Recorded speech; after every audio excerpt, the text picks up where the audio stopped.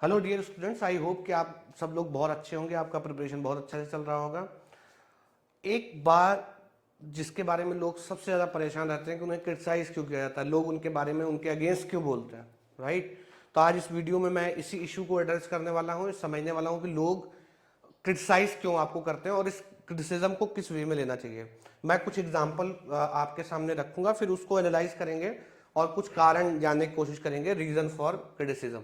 ठीक है, देखो, जब क्वांटम मैकेनिक्स नया नया आ रहा था तो आइंस्टाइन ने इसको बहुत ज़्यादा अपोज किया। जैसे कि आप आर्टिकल भी देख लो, how Einstein challenge quantum mechanics and lost. ठीक है, कैसे आइंस्टाइन ने क्वांटम मैकेनिक्स को चैलेंज किया और वो हार गए, राइट। तो इन्होंने शुरुआत में जो क्वांटम मैकेनिक्स था उसको क्रिटिसाइज किया। अभी इसको take it as a fact and then we will analyse कि ऐसा क्यों क्या है। कॉपर, बहुत शुरुआत में चले जाओ, कॉपरनिकस, ठीक है ना। पहले सारे मॉडल जितने प्लानिटरी सिस्टम के थे वो अर्थ सेंट्रिक थे, ठीक है ना। इन्होंने पहली बार बोला कि सन भाई सेंटर में है और बाकी प्लैनेट उसके अराउंड घूम रहे हैं। इनको आपको पता है बहुत ज़्यादा टॉर्चर और बहुत ज़्यादा जो विरोध है चर्च का फेस करना पड़ा। सेम चीज़ गैलीलियो के साथ हुआ। गैलीलियो को भी चर्च से बहुत ज़्यादा जो अपोजिशन है झेलना पड़ा इनको। चर्च ने बहुत सारे इनके अगेंस्ट जो है एक्शंस लिए और ये काफ़ी इस चीज़ को लेके परेशान रहे। आगे चलो तो आप देखते हो कि यीशु मसीह को तो हैंग कर दिया गया, तो किसी ने इनको भी अपोज किया, इनके आइडिया को भी। भगत सिंह तो हमारे लिए क्रांतिकारी हैं, देश के लिए लड़ रहे थे, अपने देश की आज़ादी चाहते थे, फिर भी अंग्रेजों ने इनको फांसी पे चढ़ा दिया, ठीक है ना। अब आप कुछ चीज़ें एनालाइज करने की कोशिश करोगे, किसी चीज़ का विरोध क्यों होता है, उसके आपको मोटे मोटे कारण पता चलेंगे। आइंस्टाइन ने क्यों चैलेंज किया क्वांटम मैकेनिक्स को? भाई उस समय उनको ये चीज़ दिमाग में समझ में नहीं आ रही थी। आप रियल लाइफ में भी देखो, आप कुछ मतलब जैसे गांव में जाओ और क्वांटम मैकेनिक्स और मॉडर्न फिजिक्स की बड़ी बड़ी बातें करो तो लोग आपको पागल कहेंगे। ऐसा नहीं है आप पागल हो, ठीक है ना, लेकिन उनको उस चीज़ का समझ नहीं है। तो क्रिटिसिज्म कई कई बार ऐसी बार इसलिए भी होता है कि आपकी जो चीज़ें हैं, आपका जो थॉट है उसको लोग समझ नहीं पाते। That is the one reason, ठीक है ना, ऑफ क्रिटिसिज्म। नेक्स्ट यही चीज़ वहाँ पे भी है। अच्छा, दूसरा कारण होता है कि कोई स्टेब्लिश्ड फैक्ट है। जैसे चर्च ने एक मॉडल, चर्च का एक बिलीफ था और गैलीलियो और कॉपरनिकस ने उसको अपोज किया तो उनको झेलना पड़ा। तो जब भी सोसाइटी के एक सेट नॉर्म्स से आप बाहर जाने की कोशिश करते हो तो आपको क्रिटिसिज्म झेलना पड़ता है। जैसे मान लो आप एक गांव में रह रहे हो, छोटा मोटा आपका काम है और आप आईएएस बनने का सपना देखो तो हर आदमी आपका मजाक ही बनाएगा। आप प्राइम मिनिस्टर बनने का सपना देखो तो आपका हर कोई मजाक ही बनाएगा। आप बड़ा बिजनेस सेट करने की बात करो तो लोग आपको क्रिटिसाइज ही करेंगे, ठीक है ना, मतलब आपका मजाक बनाएंगे किसी तरीके से। तो जब भी सेट नॉर्म्स जो सोसाइटी के हैं उनको ब्रेक करने का कोशिश होता है तो हमेशा आपको अपोजिशन देखने को मिलेगा, एक इनर्शिया देखने को मिलेगा। थर्ड जो सेम चीज जैसे भगत सिंह के केस में क्या था, भगत सिंह अपने देश की आज़ादी के लिए लड़ रहे थे। अंग्रेजों का एक सिस्टम था, उनका अपना एग्जिस्टिंग एक सिस्टम था, उसको चैलेंज किया गया तो उन्होंने इनके अगेंस्ट एक्शन लिया। इसका मतलब ये नहीं थे कि इनको फांसी दे दी गई तो उसका मतलब डजंट मीन कि ये गलत थे, ठीक है ना। अच्छा, कभी कभी ऐसा भी होता है कि आप बहुत चक्कर देखोगे, जो क्रिटिसिज्म का एक मेन कारण होता है वो जीलसी भी होता है।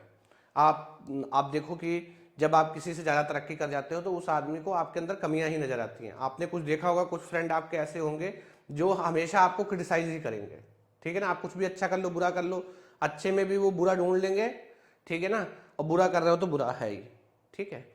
तो ये सारी चीज़ें हो सकती हैं। 1% इसका चांस रहता है कि आपको सही, आप गलत कर रहे हैं और आपको क्रिटिसाइज किया जा रहा है, वो भी एक हो सकता है। बट मेजॉरिटी ऑफ टाइम जो क्रिटिसिज्म आता है वो या तो जो मैंने बताया कि ना समझी के कारण आता है, या एग्जिस्टिंग सिस्टम को आप चैलेंज कर रहे हो उसकी वजह से आता है, या जीलसी की वजह से आता है, ठीक है ना।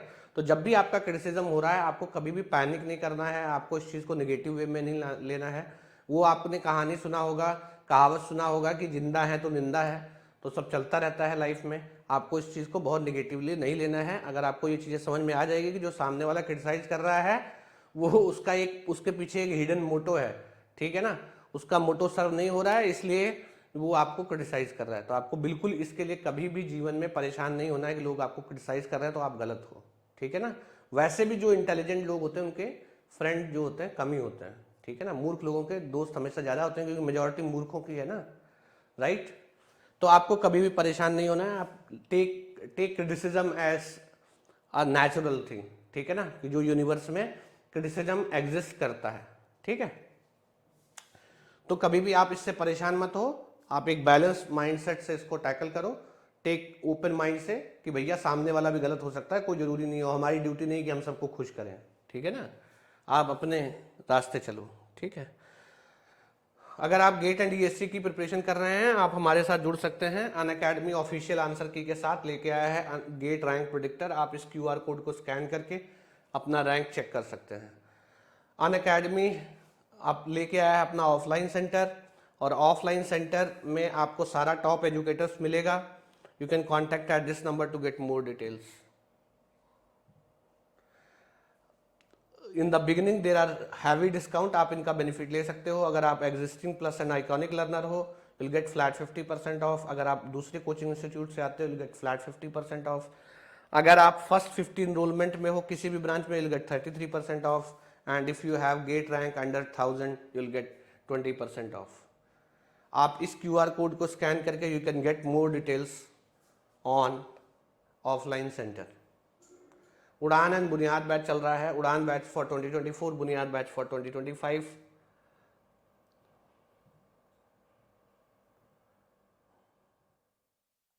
राइट। सो अभी आप सब्सक्राइब करके आप काफ़ी अमाउंट सेव कर सकते हैं। If you use my code JSG life, you can get iconics plus and iconic subscription at this rate shown, ठीक है। आप इस पे आपको सब्सक्रिप्शन मिल जाएगा। तो आई होप कि वीडियो आपके लिए इन्फॉर्मेटिव रहा होगा, और कमेंट बॉक्स में कमेंट करके ज़रूर बताइएगा। Thank you very much.